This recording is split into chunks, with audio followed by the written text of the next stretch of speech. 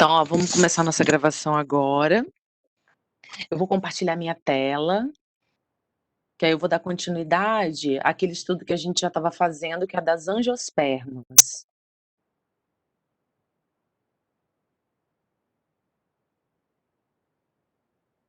Aí, Samuel, o grupo, na hora que vocês estiverem prontos, me sinalizem, que aí eu vou terminar aqui, e aí se vocês quiserem passar de uma vez, a gente já passa, tá bom? Deixa eu terminar o angiosperma e eu vou perguntar se tá tudo certo. Se não tiver, eu dou continuidade. Na aula passada, caiu, né, a nossa gravação, a nossa aula, eu estava falando das angiospermas, né, e evolutivamente foi o grupo que teve o maior sucesso, praticamente tudo que a gente passa, na rua e que a gente observa, praticamente é angiosperma. E por quê? Então, evolutivamente, se a gente olhar, né, os grupos de plantas que tiveram mais sucesso, foram aquelas plantas que, para começar lá, tiveram os vasos condutores de seiva, né, xilema e floema. Depois, não aí dos 2 grupos que não dependem da água, que são as gimnospermas e as angiospermas, porque elas já apresentam tubo polínico e não há necessidade da água para fecundar, né, para os gametas se encontrarem, que a reprodução delas, pode ser sexuada e assexuada, mas na maioria das vezes é assexuada. E principalmente porque, para dar essa variedade de que você está vendo aí, ó, de flores, olha, cada flores, né, mais linda que a outra. E os frutos também, para dar toda essa variedade de, alimentos, inclusive, que a gente utiliza, não só a gente, mas os outros animais também, precisa de ter reprodução, sexuada, né. Mas entre essas variedades de alimentos também que a gente consome, tem intervenção humana, né. Primeiro, que o homem ele cultiva, ele melhora as sementes, né. A gente tem aí vários alimentos transgênicos, mas em sua maioria não são transgênicos, né. O que aconteceu? Me fala. Por que que vamos pensar assim na banana, vamos pensar na mandioca, né, o aipim que a gente come. Por que que vocês acham que existem, esses tipos de variedades, assim? Você acha que desde os primórdios, né, quando surgiu as primeiras plantas, as primeiras plantas não, as primeiras bananas, elas tinham essa característica que elas têm hoje? Que eu vou ao supermercado e compro banana nanica, banana da terra, elas característica? Sim ou não? O que que vocês acham? Luiz já mandou aí uma, ó, seleção artificial. Mas vamos lá, fala mais aí pra mim, o restante da galera.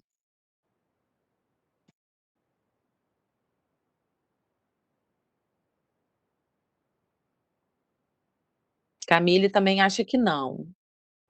Só Camille e Luiz que vão opinar hoje? Ah, beleza. Rafael também tá falando que não. Era só banana? Você acha que a banana nanica, ela sempre foi daquele jeito? A banana da terra sempre foi. Aí Samuel está falando que deveriam ter características como as de hoje, mas não exatamente idênticas, né, Samuca? Eles foram sendo selecionados, isso aí. Então, assim, teve toda uma aquilo que o Luiz colocou lá em cima, teve uma seleção artificial. O humano, ele tem essa capacidade. Ele pega uma característica que interessa a ele e ele junta essa característica. É mais ou menos. Quem que fazia isso, me fala? Quem que fazia isso lá nos primórdios e que a gente já estudou?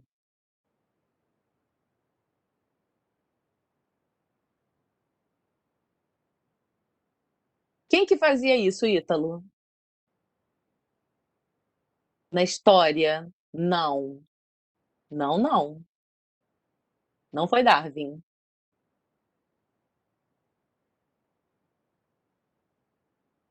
Eu quero saber quem que fazia essa essa seleção daquilo que interessava a ele.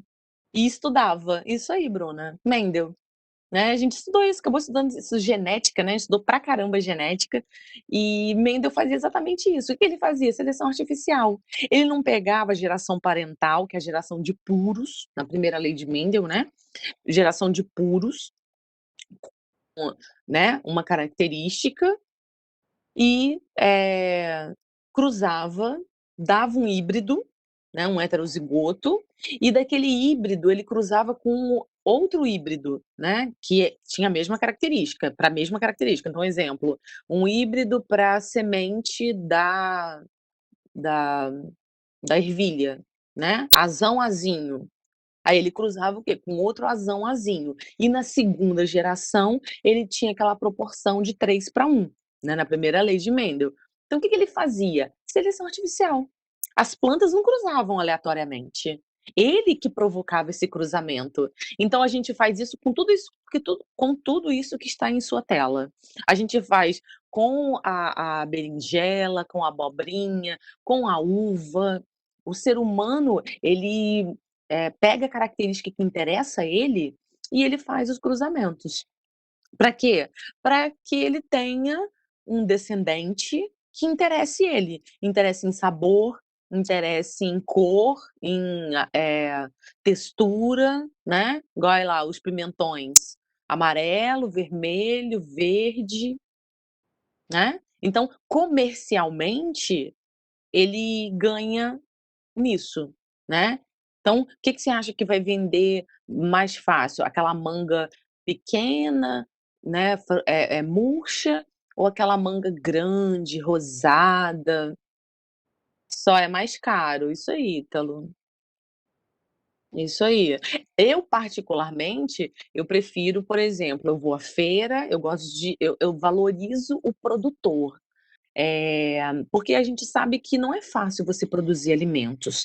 E em nossa região, nosso estado, tem uma riqueza gigantesca em relação à produção. Então você sobe aqui para Santa Maria de Jetibá, a região aqui das montanhas mesmo, montanhas entre aspas, né, aqui no Brasil não tem montanha.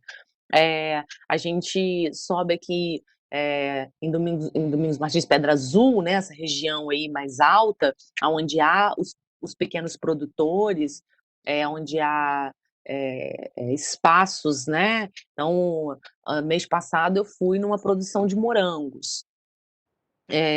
Então assim, aí você tem, assim, aqueles morangos que são selecionados, todos bonitinhos, para poder fazer a comercialização, e tem aqueles morangos mais ou menos, né, que no mercado talvez ele não vá ser tão atrativo.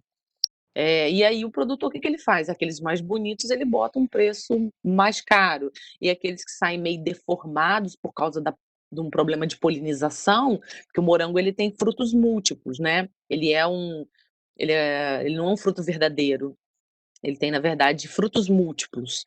E porque cada sementinha, aquilo que você chama de semente, aquilo ali é um fruto. E aí, às vezes não houve a polinização correta, e aí, ele cresce deformado. Então aquele morango ali, ele é mais barato um pouquinho, né. Mas aí se tem aquele morango que tem já aquela seleção toda, tem aquelas abelhas que fazem a polinização dele. Então, assim, tudo nesse processo vai encarecendo, né, por isso que há frutos mais caros que outros. Mas na feira, por exemplo, eu valorizo o pequeno produtor, eu gosto de ir à feira, eu gosto de ter aquele contato com o tio da barraca, que faz aquelas promoções, né, às vezes aquelas bananas que estão menores, mas as bananas às vezes é da propriedade dele, tá tão docinha, às vezes é muito mais gostosa do que aquela do supermercado. Então tem essa questão dessa valorização aí também.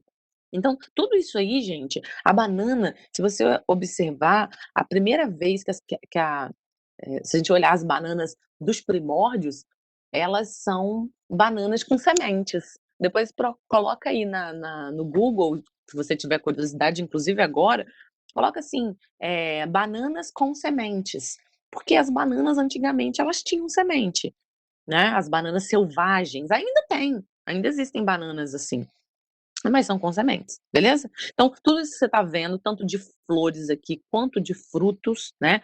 Nem todos os frutos são com polpa, né, igual você vê com o morango, existem frutos secos. Olha do amendoim. Bom dia, Lila. Olha os amendoins, como eles são frutos secos, né. A vagem, o feijão, gente, ele é de um fruto, mas o feijão em si que a gente consome é uma semente. Então, se você observar aqui em cima, ó, é uma vagem. Ah, pode ser ervilha? Pode, ervilha em vagem também, lembra? Eh, ervilha, lentilha, eh o próprio feijão, a soja é em vagem também, né. E o que que é a vagem? É o fruto, mas é um fruto seco, tá. Diferente desse fruto aqui, ó, que ele é todo carnoso, né. A abobrinha é um fruto? Sim, eu acabei de dizer que na biologia não existe a categoria frutas e legumes. Isso aí é simplesmente comercial. O que existe na biologia é frutos, né? E aí, quem é fruto? Berinjela é um fruto, né? Ou a ervilha, né? É um fruto, não a semente, né? Mas a ervilha, que é a casquinha dela. O tomate é um fruto, o jiló é um fruto. Isso aqui, ó, que faz o. Eu esqueci o nome desse negócio. Coloral, que vocês fazem coloral. Gente, eu sempre esqueço o nome desse negócio. Ai, que raiva. Eh, depois eu lembro. Tá vendo? É um fruto seco, né, e dentro tem aquelas sementinhas, né, que vocês fazem o coloral. Eu não uso não, aquele pozinho. Mas tem gente que adora botar. Urucum, isso aí, Arturito aí arrebentando. Eh, enfim, eh iguais às outras as outras nas imagens aqui são exemplos aí de frutos. O cacau é um fruto, né. Bom, aí a gente vem para as características, principais características das angiospermas.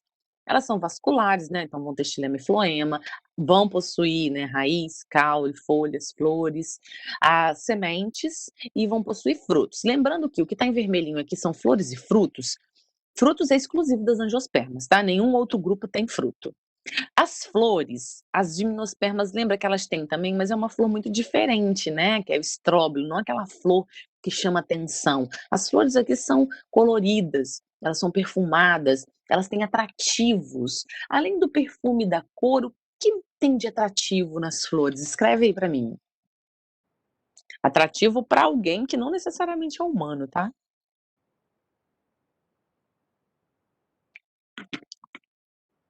Isso aí, ela tem o pólen, ela tem o néctar também, né? Que atraem quem? Os, animais. Então atrai abelhas, atraem morcegos, atraem aves. Isso. A maior parte da polinização dos nossos alimentos é exatamente essa figurinha que Heitor colocou aí, ó. São, animais de extrema importância no nosso meio. Ah, falar nisso, vocês sabem que tem toda uma questão. Ah, tá, é porque é por causa deve ser por causa do celular, é uma abelha.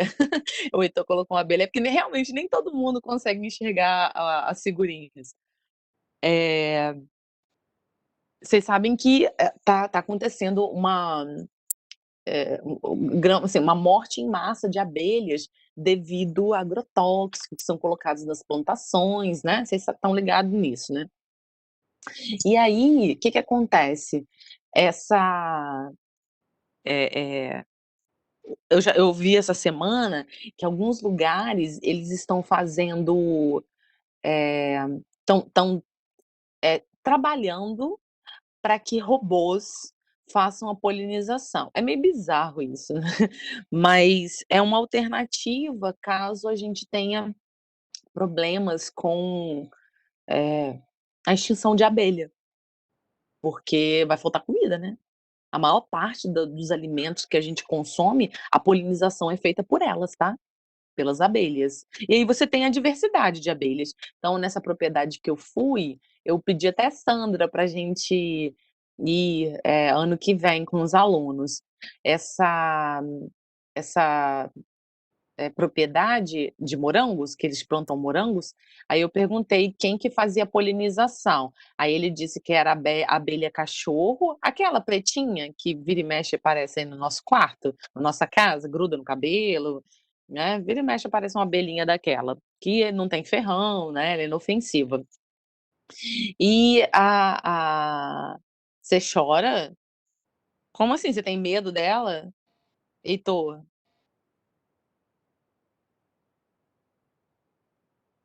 você tem me gente, você tem desespero dessa abelha? Como assim? Ah, para, da cachorra, aquela pretinha? Brincadeira, não acredito. Já grudou uma?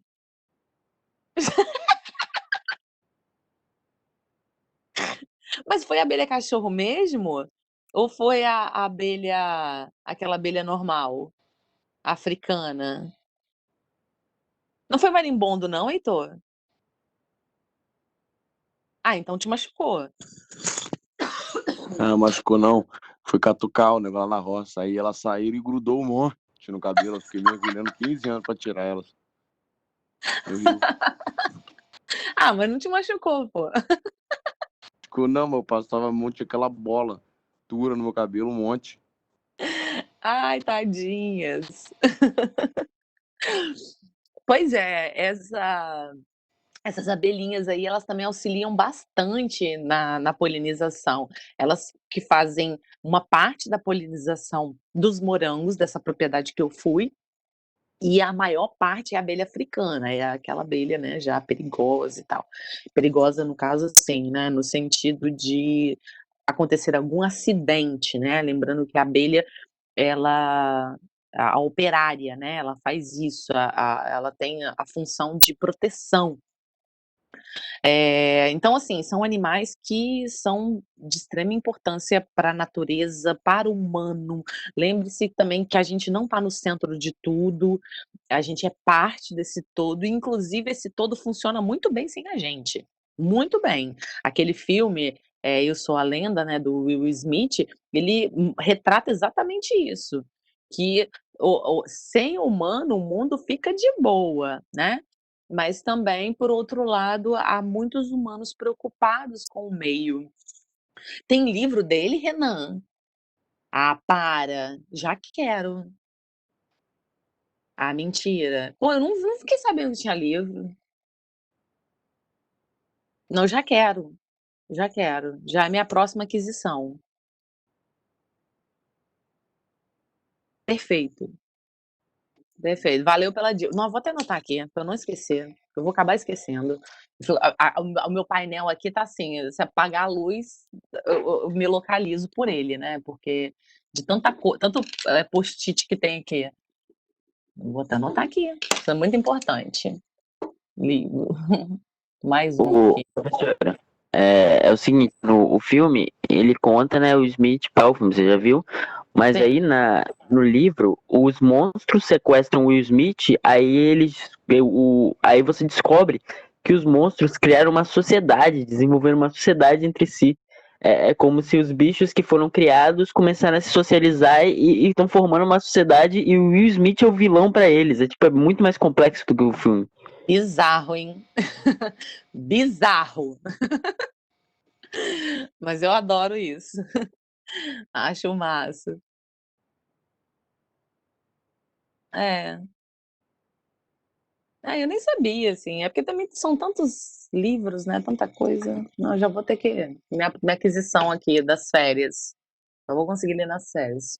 E tem mais uns aqui na fila. E aí, chuchus, é, continuando aqui então, ó, é uma vegetação que também não precisa de água para acontecer a fecundação. As flores, né, vão produzir o néctar, que é uma solução açucarada, né, rica em glicose, que aí vai atrair os animais, né, atraem os agentes polinizadores, então abelha, borboleta, formiga, aves, né, e que vão fazer essa polinização. E aí, quando ocorre essa união dos gametas, do pólen, que é o gameta masculino, e do óvulo, que é o gameta feminino, vai formar o quê? Um embrião, né? E o embrião, ele vai estar dentro de uma semente. Essa semente é uma proteção.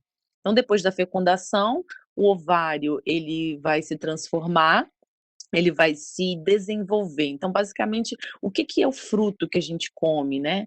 É um ovário desenvolvido, tá? E que dentro tem um embrião. Então, a semente, qual a função dela? É nutrir e proteger o embrião. Eu posso fazer uma analogia do útero materno, né?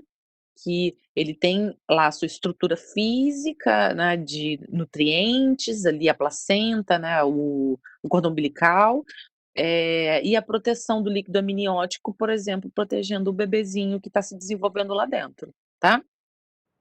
E é o grupo de vegetal que tem o maior número de indivíduos, né, no meio, é o que teve o maior sucesso, exatamente por essa questão aí de não dependência da água na fecundação e também, por ter atrativos, né. Então, as flores são coloridas, perfumadas e têm néctar, para atrair os agentes polinizadores. Eles também produzem frutos. Os frutos, o que que tem dentro? O embrião. O que que é o embrião? É aquela sementinha ali que vai se desenvolver. E é um atrativo também, porque aquela parte carnosa do fruto, ela vai ser consumida por animais que eu chamo de dispersores de sementes, ó. Então, uma estrutura que, além de proteger a semente, serve como elemento de atração aos dispersores das sementes. Então, você tem animais, por exemplo, um passarinho que come goiaba, ele come a semente junto. E aí essa semente ela não é desfeita no trato digestório dele. Ela sai nas fezes e vai germinar em outro lugar, porque o passarinho come o pé de goiaba, come a goiaba, no seu pé ali em Cariacica, e ele voa até Domingos Martins. E lá em Domingos Martins, ele faz o cocôzinho dele com aquela semente, né. E aí o que que vai acontecer? A goiaba ela vai nascer um pé de goiaba lá. Então por isso que às vezes você fala assim: "Ah, ninguém plantou esse pé de goiaba, quem que foi?". Na verdade a natureza plantou, né. Tudo bem, entendido isso? De boa? E aí a gente tem uma comparação aqui, ó, das gimnospermas e das angiospermas. Então são plantas aqui, vasculares, né, as gimnospermas, as angio também. Ambas possuem raiz, caule, folhas e sementes. Ambas não necessitam da água para poder fazer fecundação, né. Nenhuma das 2 tem o gameta flagelado, né, o gameta masculino. Ambas têm pólen. Da união dos gametas vai formar sementes, então nas 2 são idênticas. O embrião das 2 ficam protegidos, né, por uma semente, lembrando que as 2 têm sementes. O estróbilo na gimnosperma é um tipo de flor, tá, mas aqui nas angiospermas é aquela flor mais colorida, perfumada que a gente já falou. Os gametas são produzidos aqui, ó, no estróbilo, né, e aqui é na flor. Os estróbilos não atraem animais, então a polinização deles é feita pelo vento. Já nas angiospermas, atraem animais, atraem, agentes, polinizadores. E por último aqui, as flores não vão possuir ovários, tá. Então aqui em gimnosperma, a gente não se fala em ovários e nem sementes, tá. Desculpa, e nem frutos, não produzem frutos. E a semente a gente chama de nua, porque não é uma semente que é protegida por um fruto, tá. Não tem que se falar em fruto aqui nesse grupo das gimnospermas. E já nas angiospermas vão possuir ovários e vão possuir frutos, né, porque o fruto nada mais do que é uma proteção para a semente e uma forma de nutrição para aquele embrião que está ali naquela semente, beleza? Aqui está o ciclo reprodutivo, então a gente tem flores que são só masculinas ou flores só femininas e tem flores que são monóicas, né, que tem tanto o gameta masculino quanto o gameta feminino. Me fala, Hã, eh, ocorre isso aqui, ó, da própria planta, do gameta masculino fecundar o gameta feminino da própria flor, da própria planta? É vantagem isso? Sim ou não? Beleza, não é vantagem, porque não ia haver o quê? Isso aí, isso é uma variação, né, variabilidade genética, isso aí, Arthur, não trocaria material genético. Beleza. Agora me fala, qual a estratégia que a planta usa para isso não acontecer? O que que vocês acham que acontece?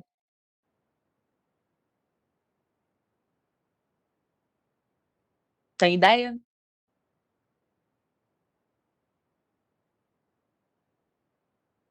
Os ventinhos.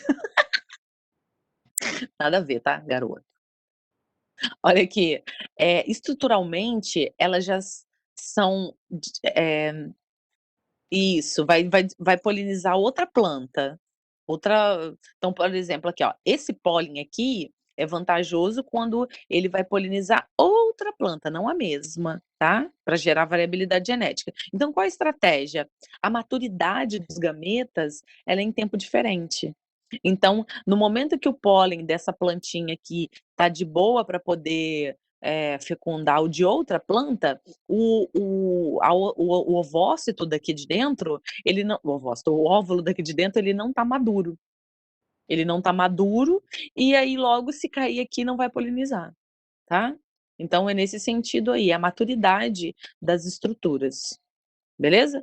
E aí, ó, acontecendo a polinização, ó, gera esse tubo polínico, o tubo polínico vai se ligar aqui, vai fecundar, ó, e vai produzir o embriãozinho. Esse embrião que está aqui protegido pelo fruto, ele cai, né, aquilo que a gente chama de semente, vai ser enterrada ou dispersada pelos dispersores, né, que são aqueles animais que eu falei, e vai germinar, né? Igual você fez aquele experimento do feijãozinho no algodão. Vai germinar, tá? Germinando, vai precisar de nutrientes depois no solo para se desenvolver, tá? Esse é o ciclo. Aqui são as estruturas, ó. Aí a gente tem a parte masculina e a parte feminina. A feminina é gineceu, depois eu vou botar uma musiquinha para vocês ouvirem. E a parte masculina é androceu, tá? Então, na parte feminina, o que a gente tem aqui? Olha, ó, o ovário, planta tem ovário, dentro tem um óvulo, tem esse tubinho aqui que é o estilete, e na pontinha a gente chama de estigma. E o masculino, a gente tem aqui o filete, na ponta do filete tem a antera. A antera tá pintada de amarelinha aqui, exatamente para você ver que aqui em cima tem o quê? O grão de pólen. Esses grãos de pólen que são os gametas masculinos, tá bom? Então aqui é que vai ser produzido o gameta masculino, beleza? Aqui embaixo são o receptáculo, né, as sépalas e as pétalas. Então tanto sépala quanto pétala são folhas modificadas, né? Folhas que foram modificadas para produzir a estrutura reprodutiva, beleza? E aí são os agentes dispersores de sementes, beleza? Tanto dispersor de semente quanto de pólen, né? Aí então a maioria é o de pólen, mas tem os de sementes também. Aves também podem ser de sementes, morcegos. Morcego adora uma castanheira, né? Não sei se vocês já viram aí. Chuchus, tá tudo pronto aí pra gente ouvir? O podcast? Como é que tá?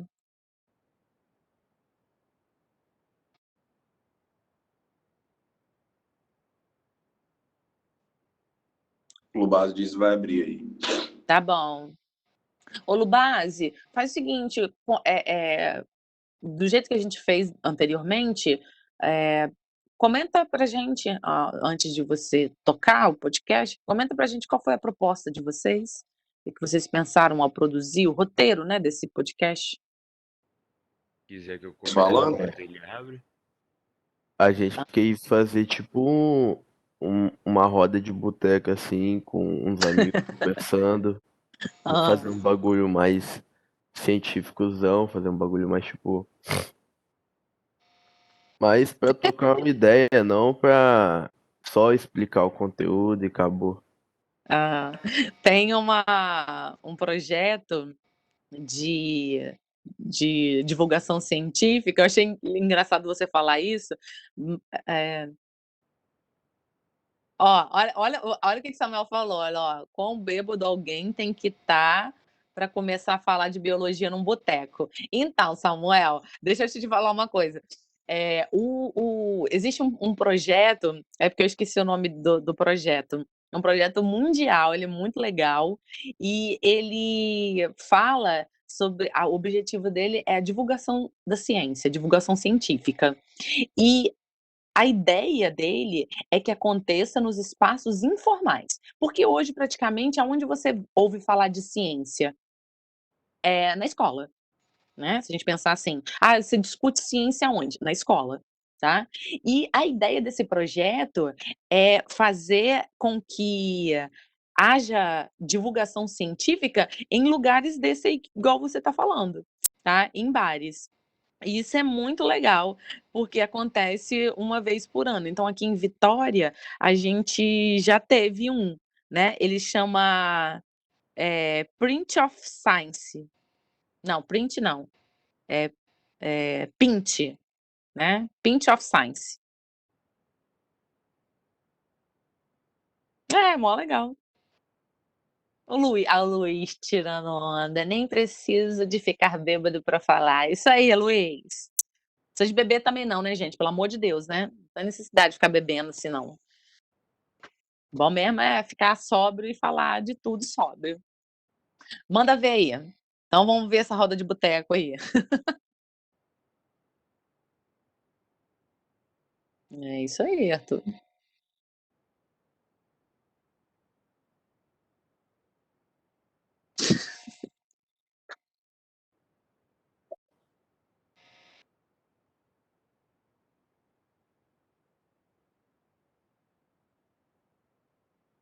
Eu bebo demais e não consigo me lembrar sequer qual era o nome daquela mulher.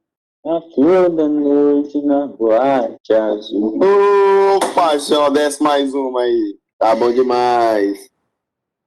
Aí, galera. Tava tomando minha breja aqui já umas 3 horas. Tava pensando, de onde que vem a vida, mano? Olha os papos. Ô, mano, um primo do amigo meu tataravô falava Sim, dá pra ouvir. uma tal de abiogênese e biogênese.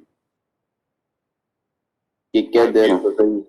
A biogênese, mano, é meio que uma geração espontânea. Os caras falavam que os seres vivos nasciam de uma matéria bruta. Tipo, essa matéria bruta tinha uma energia de ativação. E essa energia de ativação meio que transformava em matéria viva. Meio que um pato nascer do barro. Um bagulho escroto. Nossa. Nada a ver, meu irmão. E tinha a biogênese, mano. E eram os seres vivos só surgem a partir da reprodução de outro ser vivo. Isso aí faz mais sentido. Também acho. O que você acha, Tuco? Vou até tomar um para tudo aqui, né? Rapaz, eu não. Esse negócio do pato aí, cara, eu acho que não compacto com isso, não. Eu sou mais da ideia do criacionismo, entendeu? Que tudo e todos foram. Que envolve uma origem só. Sobre seleção, esse negócio de natural, criação de vida. Eu acho que foi o meu Deus que eu acredito ou um outro Deus aí? Um outro Deus que mas eu acho que foi de um ser maior. E você, o que você acha, Lubago, nessa onda aí? Pô, mano, eu acho que tudo sempre foi assim, tá ligado? Eu acredito na teoria ficcionista, que a gente nasceu humano e a gente é sempre humano. A gente não veio do barro nem do pato. Faz sentido, faz sentido. E você, Buda? Eu acho que a vida se originou em outra parte do universo, velho. E de algum jeito eles vieram pra Terra e começou a desenvolver aqui, mano. Eu acho que eles eram extraterrestres, sabe? Isso aí é estranho, né? Que negócio de ET, negócio de que a gente sempre teve aqui, porque ninguém tem relato, né? Igual a minha hipótese também. Ninguém nunca pode provar, não tem uma certa certeza disso aí. Mas cada um com a sua e vida que segue, jogador. Mas o universo é tão grande, né? Podia ter, com certeza, um VT. Rapaz, não quero saber de ET, eu quero só saber da minha pelada de domingo. Tô on, hein? Boa. E aí, vamos continuar essa ideia aí ou vamos partir pra cerveja? Quando eu tava lá na quinta série, a minha professora de ciências falava sobre os mares primitivos. Que era tipo, depois do Big Bang, a Terra ela ficou muito quente e depois ela se esfriou. E depois que descongelou, ocorreu que a água e algumas gorduras e proteínas que estavam jogadas lá se amontoarem, começaram a formar umas paradas orgânicas, tá ligado? Eu lembro de ter estudado isso aí. Eu vi uma parecida que era a hipótese lá da heterótrofica, que é um aglomerado de moléculas proteicas envolvidas por água, né? E formava uma É isso aí camada mesmo, chamada formava tipo uma sopinha. conservado. E esse negócio aí fala que as primeiras formas de vida seriam estruturas primitivas, porque elas não apresentavam a complicada máquina responsável pela fotossíntese que é hoje em dia, porque a ausência da camada de ozônio, antes de tudo, Não tinha como, né? a Não radiação tinha respiração. ultravioleta, sim, vinha direto, então esses primeiros seres vivos tinham que viver nas profundezas do oceano. Então, tinha uma grande quantidade de matéria orgânica que podia servir de alimento lá para eles e fonte de energia para esses primeiros indimentados fora de vida, e depois veio a famosa evolução, né? Ô, garçom, traz mais duas aí pra saideira. Já Mas, saideira. mano, esse monte de papo aí, velho, sei não, mano, que um tal de Sidney Fox, velho, ele conseguiu, tipo, arrumar muita proteína e base nitrogenada pra formar os ácidos nucleicos, botando, tipo, tirando o pedaço de uma experiência antiga e colocando assim numa rocha quente, tá ligado? Aí formou os aminoácidos das proteínas, entendeu? É doideira, cara. E Mas, mano, essa aminoácidos de proteína que faz DNA, não é? então, os ácidos nucleicos que faz parte do DNA, nosso DNA. Mas, mano, a hipótese heterotrófica aí que você falou, mano, faz sentido que falar que eles fermentavam matéria orgânica do oceano durante milhões de anos, contaminava a Terra. Aí, tipo, com essa hipótese sua, mano, surgiu um gás, o gás carbônico, sabe? CO2, que aí permitiu começar a ter fotossíntese. E a fotossíntese liberava o gás O2, o oxigênio, que aí se acumulou na Terra, permitindo a respiração aeróbica, que é a nossa respiração hoje, tá ligado? Sim. Também formou a camada de ozônio, que permitiu que os humanos estivessem aqui na Terra pra gente poder fazer essa conversa hoje, tá ligado? Graças a Deus, né? Graças a Deus ou graças ao pato, né, da roda da lama lá? Graças ao Darwin. Tem um darwinismo também, né? Sabia que o Darwin não estava 100% certo. Ele acertou em muita coisa, porém, ele não... Ele, tipo, generalizou tudo que ele falava, sendo que é muito diferente. Hoje em dia, que a gente tem um certo conhecimento, e a gente vê que não é só uma seleção natural, tem várias outras cadências. E aí, grandão, o que você me diz mais sobre isso? Mano, meu avô tinha um primo do enteado que tinha dois amigos. Os amigos dele chamavam Lamarck e um chamava Darwin. Esse cara aí que você estava falando mesmo. E os dois discutiam muito das teorias de evolução aí e pregava que tiveram várias modificações lentas e graduais que ocorreram na Terra. Que eram tipo de uma sociedade simples, a gente foi para uma sociedade mais complexa. Esse tal de Lamarck aí foi um dos primeiros precursores desse debate. E ele tinha 3 pontos de visão que era fundamental no discurso dele. Um era a adaptação ao meio, que o ser vivo deveria alterar seu corpo de maneira que conseguir viver com as imposições do ambiente. E tinha a lei do uso e desuso. Ele falava, por exemplo, da girafa. A girafa, para conseguir comer, ela tinha que esticar o pescoço para alcançar as folhas das árvores. E com isso, ela foi adaptando ao ambiente. Tô ligado. E a lei da transmissão de característica, que ela transmitia esse pescoço longo para os seus filhotes. Hereditariedade, né? Assim, Isso, eu já tô meio ruim. Não, mas eu indico para vocês a obra do Darwin, Charles Darwin, que é A Origem das Espécies, né? Que ele faz a proposta da seleção natural, né? Como você disse aí das girafas, os indivíduos os organismos, eles foram evoluindo de acordo na sua necessidade de sobrevivência e foram passando nas suas reproduções, que a gente é hoje, entendeu? Isso que o Lamarck pecou. Porque se eu arrancar meu braço aqui agora e tiver um filho, meu filho não vai nascer sem um braço. Tem isso também. Mano, aí depois de de Lamarck veio. E depois veio Darwin falando que Lamarck não estava falando nada com nada. E Darwin falava que a natureza produzia mais seres vivos do que era capaz de sustentar. Mano.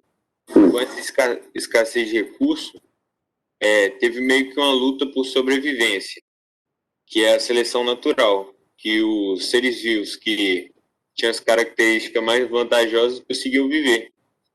Que contradizia o Lamarck, né, mano? Que ele falava que os seres vivos se adaptavam com o ambiente. Já o Darwin fala que é o ambiente que seleciona os seres vivos mais adaptados. Entendeu? Isso aí faz bem mais sentido mesmo. Faz bem mais sentido. Mas, o papo foi bom aí. verdade. O que mais? Daqui a pouco tem que chegar que a mulher já tá ligando. Já tá no Mas ouvido, vamos. né, cara? É complicado. Tô com a Cuida. saideira pra Então, nós, toca a saideira aí, então. Cuidado 3 filhos. Me perde na casa, Oh, paixão! eu nunca mais procuro pra sempre. Ô, Marcelo! Posso fazer sua vontade, atender seu pedido. Uhul! Arrasaram! Muito bom! Gente, eu rio o tempo todo aqui, muito bom. Ó, tá bem acabando o nosso tempo, deixa eu compartilhar com vocês. Isso que vocês fizeram tem muito a ver com isso aqui, ó, que é esse festival, ó. Aí perceba, esse é o nome, né, da divulgação da ciência em lugares informais. Ó, perceba que esses lugares, ó, é bar, ó. Um bar aqui, choperias, né? Tá vendo? A ideia era essa, né, do festival. É, muito bacana, né? Parabéns aí aos componentes do grupo. Eu só não entendi, lá no início, alguma coisa veio do pato. Eu não entendi esse. Foi pato mesmo que vocês falaram ou eu entendi errado? É porque isso é uma hipótese que eu vi em uma videoaula. Ah, o Tipo, pato que veio da lama. isso. Tipo, Ah, os não é seres vivos sapo, vinham. não? Deve ser. É tipo os seres vivos vinham de uma matéria bruta, que a partir de Aham. uma energia de ativação gerava isso. Aí o cara deu um exemplo meio escroto. Eu usei isso no. Ah, tá, entendi. É porque normalmente a gente fala. Porque assim, o sapo veio da lama. Por quê? Porque o sapo. Aham. Eles entendiam que o sapo tinha aquela pele caracochenta, né, e que assimilava a textura e a cor da lama. Uhum. Mas, de qualquer forma, o pato, habitando em ambientes aquáticos, né, mesmo na superfície, tinha essas hipóteses aí, que realmente ele surgia desse lugar, né, ou que os barnacles, que eram tipos de crustáceos, viravam patos, porque eles eram meio parecidos. Então essa é a ideia da biogênese. Mas muito bacana aí a ideia de vocês, que vocês, organizaram, né, produziram esse trabalho, parabéns, né, ao grupo. A ideia foi, assim, direitinho, vocês, compartilharam a ciência, né, por meio do podcast, exatamente como eu havia solicitado, tá. Então parabéns a todos aí, compartilhem o podcast de vocês nos grupos, que é uma forma de você estudar também, né, é uma forma aí, informal, né, mas, de produzir ciência, né, enfim, não é só lendo, não é só decorando coisas, né?